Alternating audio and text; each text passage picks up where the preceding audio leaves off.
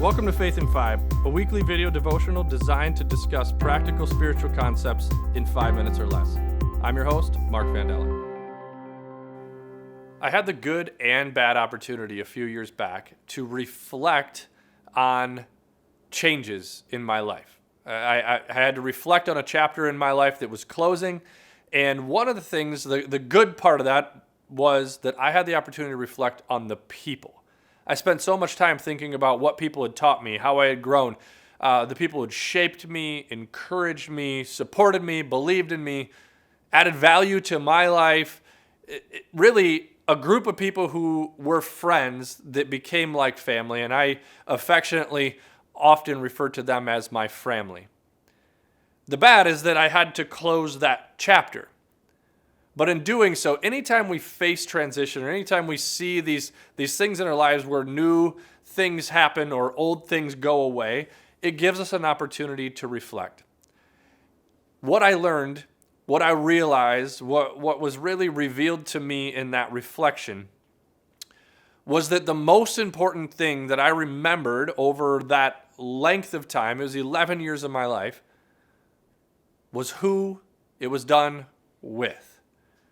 And the reason that was most important versus the successes and the failures and the money made or the money lost, and there were stories of all of that in the mix.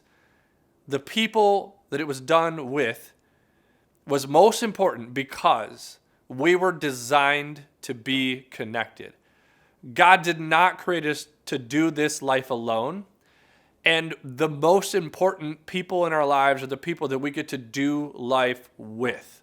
And so as we think through the next series that we're starting today called With, simply With, we are going to take a look at the people in our lives, the people that we surround ourselves with, and the people that we get to do life alongside. There is great value in that. God has historically always, there's stories all throughout the Bible, and there's stories in each of our lives of the people in our lives and how they shape us, strengthen us, teach us, grow us. That is by design. And so the people in our lives is where we get to meet God, where we get to experience God, and we don't do very much of that on our own, doing this life exactly the way that we want without bumping into other people. I would also say engaging with people who are not exactly like us. Regardless of how that works, we were designed to do life with. Even at the very beginning of creation in Genesis, God says it's not good for man to be alone. It's not good for people to be alone.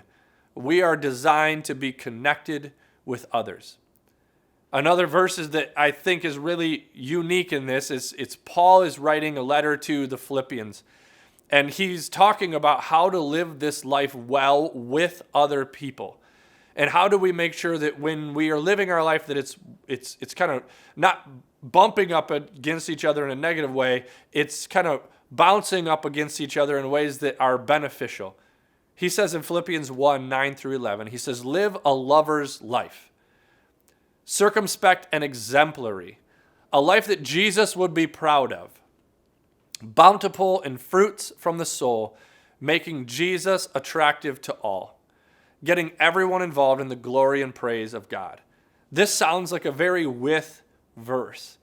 The way that Jesus lived life is he brought some key people around him. He lived life with them as if they were family.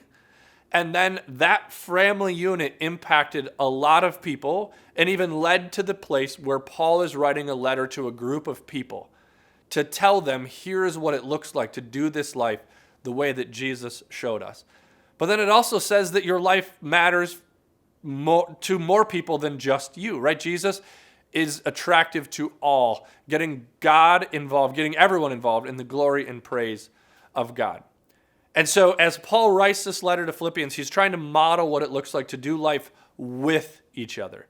And that as we do this life, it shapes us, it grows us, encourages us, and then that becomes contagious and spills out into the rest of the world. We're designed to be connected. So the question that I have for us in our faith this week is to think about 4 to 5 key relationships, whether that's families, whether that's individual people who encourage us, grow us, people we can lean on when we're struggling, people that celebrate with us when things are going well. Take time, one, to reflect on some of those people in the past. Two, think about people that are currently in that network and how often you're engaging them. And then think through the future. Who do you want to be? Who do you still want to meet or connect with in ways that will help grow you and strengthen your relationship with God, but also your relationship with others? So consider in your life the past, the current, and the future. And not just consider. I would encourage you to be more like Paul and tell those people. Talk to those people, engage those people. Paul is writing a letter to the Philippians. He also, throughout that letter, says, I will pray for you. I will pray that you get to do this. What would it look like in your own life to reflect on the people who have shaped you, but also what would it look like to tell those people? I'm committing to this for me in the next coming week, to be able to tell a couple people, you've meant so much to me. You've shaped me in this way. I thank you and I pray for you often. Not only will my life get better because I'll be reflecting on the with, they will also benefit from it. And that's how this is designed to be. Get everyone involved in the glory and the praise of God.